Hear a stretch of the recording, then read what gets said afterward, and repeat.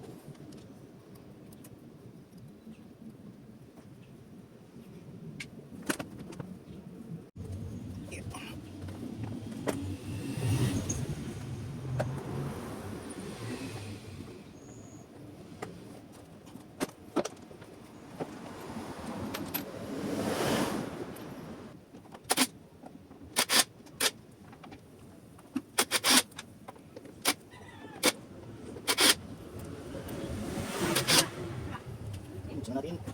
Try. Linis pa. Kaya natin kung meron. Kailang slice. Meron. Yun yung konti. 720 yan. Dito. Meron din. Yun o. Grabe. Matagal kasi hindi nakabisita ito yung sinasabi ko lang. Nakatawa niya may mga tao. Pag ninakita may laman ito may langis. Gagawin. Dali na sa mekaniko. Kaya hugot nila lang yun eh. Tapos tatapon nyo kung may liquid or langis or tubig dyan. Drain kasi yun. Yung mga sa tapatan eh. Gagawin. Ewan ko nga bakit. Nasa manual naman. Yun may langis. 720 lang yan. 750. Imagine kung 1 liter nila yung susukan lang. Yun ang gusto. Pakita mamaya. Yun ang gusto yun.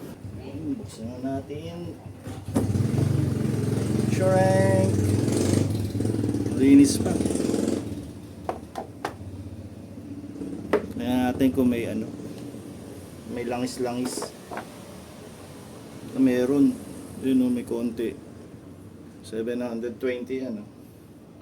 dito. Meron din.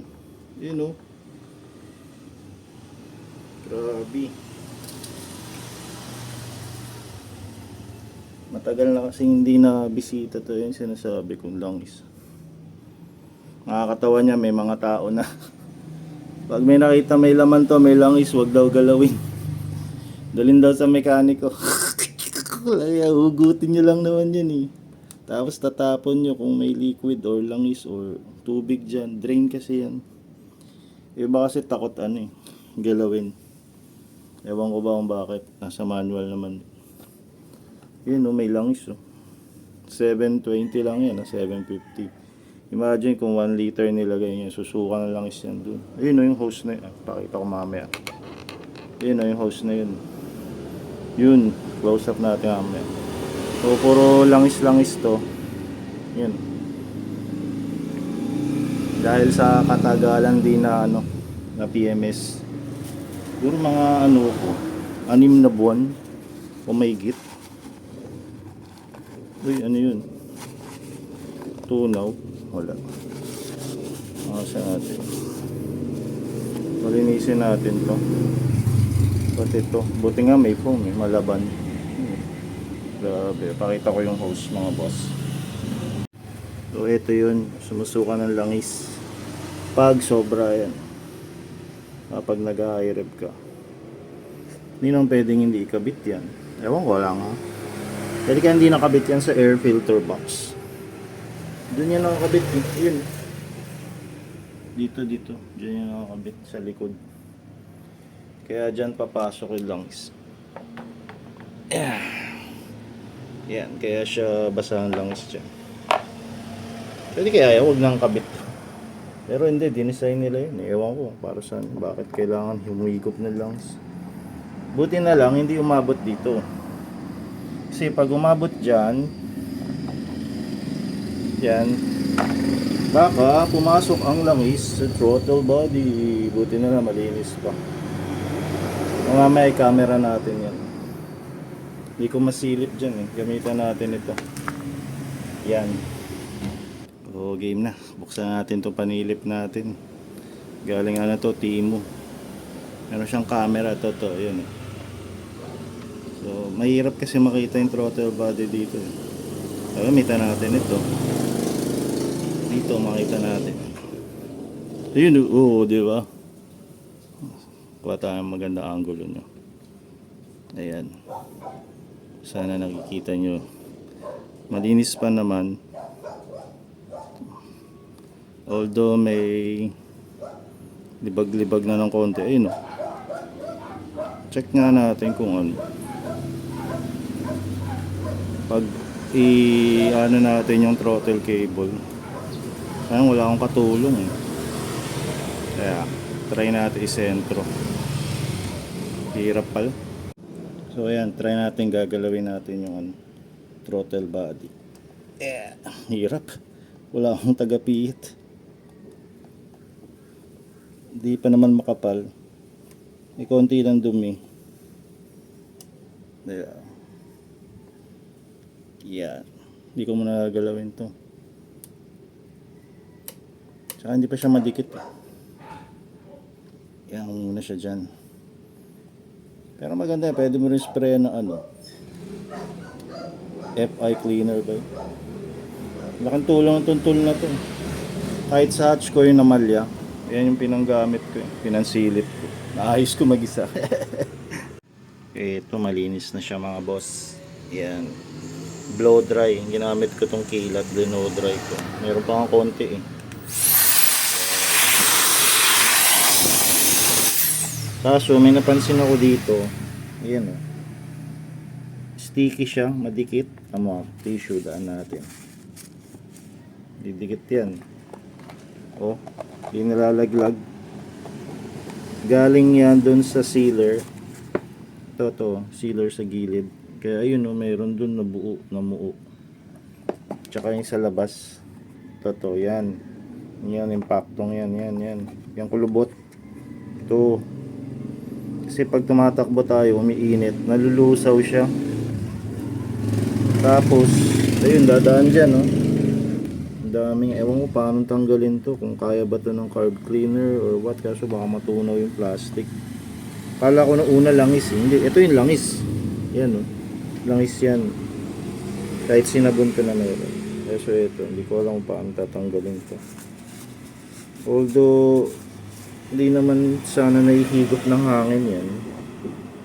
Wala naman bakas dun sa luma. Ito yung luma ako. Malinis pa nga yung luma. Ito yung ating likod. Pero hindi ko na gagamitin to. Papalit na tayo. Kasi magto 2 years na yan sa next month. Kaya 5.5 lang tinakbo. 2 years, 5.5. Assemble na natin to. Konting tuyo-tuyo na lang. Balik na natin to, ginagabi na. Brand new na. Ano pa magpatanggal. Ito.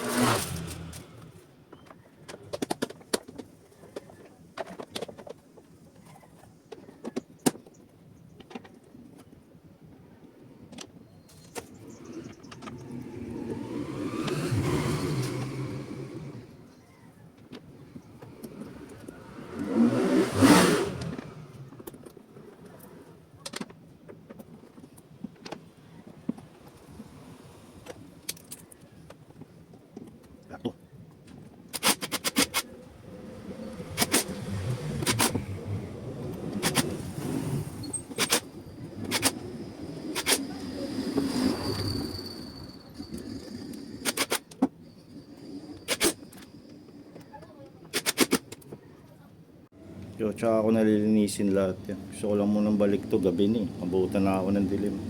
Ito yung pinakamahirap na yan, suot eh. Kasi may kableng nakaharang. Pero tsaga-tsaga lang.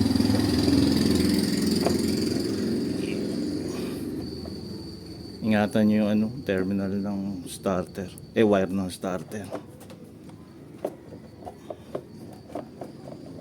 Yeah. Ang hirap isuot. Ayun, pag nasuot mo na yan, is na yan. Ayan na. Tapos, ilapat mo na lang to sa tar hugger. Yan, yan. Ay, nice na yan. Balik na natin yung dalawang, ito muna, itong bolt na to. Saan na ba yun? Ito lang yun. Balik mo lang yun dyan. Pangit, no? Ang dumi pa. Higpitan na natin mamaya. Hindi pa ata nakalapat. Teka, ayusin mo na natin. Yan. Medyo mahirap ilapat to. Ngayon pumasok. O dapat i-shoot ko muna yung dalawang bolt. Teka nga, tanggalin mo natin yan. Tapos dito, sakto. Tulak, higpit. Nasaan na yung pang-higpit ko?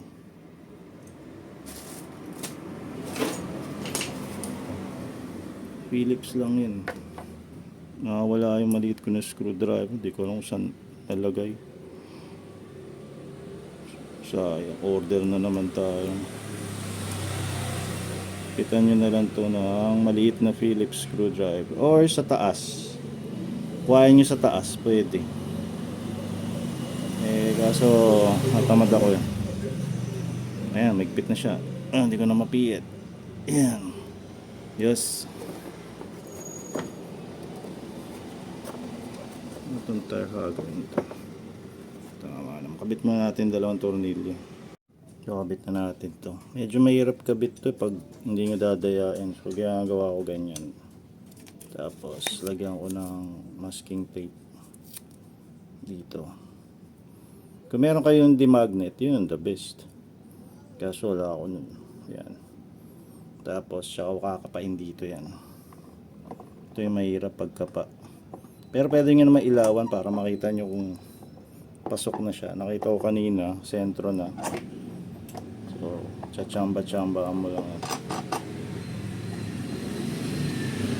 Maramdaman mo naman yun kung pasok o hindi.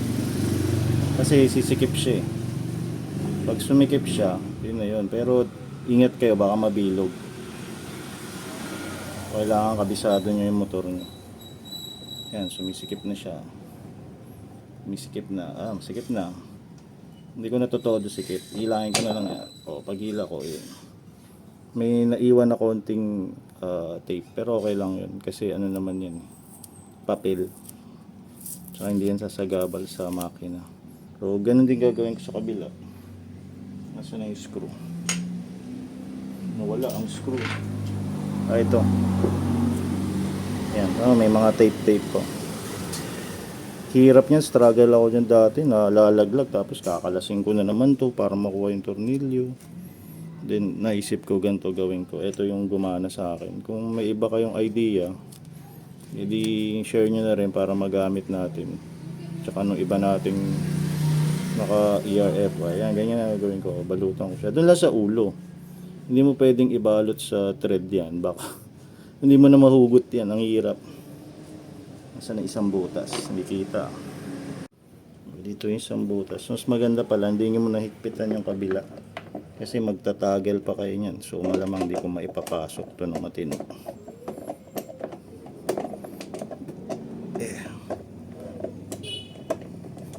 Nahigpitan ko na kasi yung kabila eh. Tapos mukhang pumasok.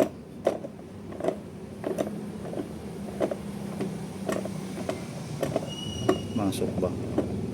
Hindi yata pumasok. Pumasok. Maigpit na. So ilan na lang. So itong ginagamit ko, Y-wrench. Kasi ano na to, 8, 10, 12. Kung bibili ka nung T-wrench, edi 3 piraso yun. Oh my God. Edi ito na lang, ang liit, di ba? para dyan yan, tsaka sa iba pa. Yan, okay na. Then yung hose na lang sa likod sa ano to, gear oil. Hindi pa pala ako nagpalit nito. Tsaka na, baka next natin yan. Ito, pasok nyo lang yan dyan, hindi makita.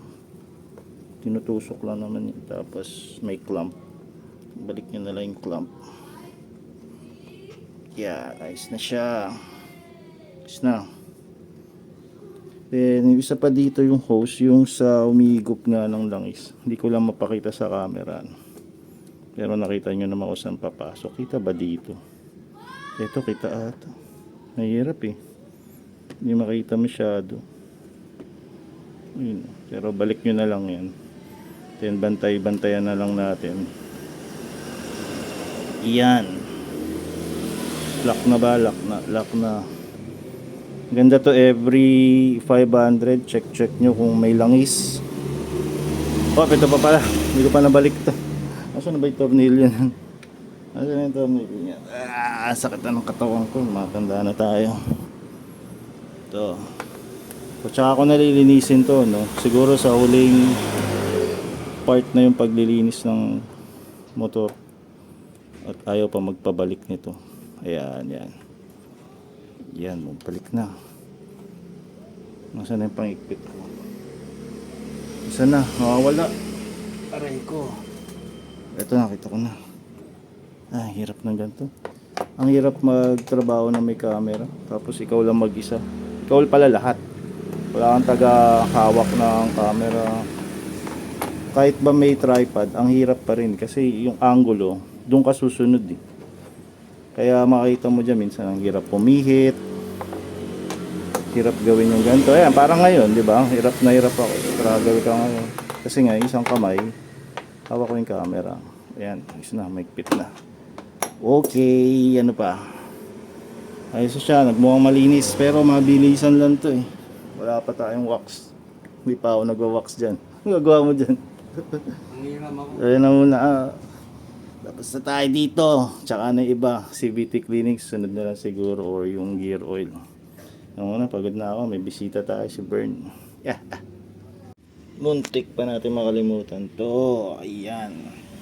Itong sa drain, dito lang naman yan. Iyan. Mas maganda nga, wala na lang ganyan para diretso bagsak yung tubig. O, diba?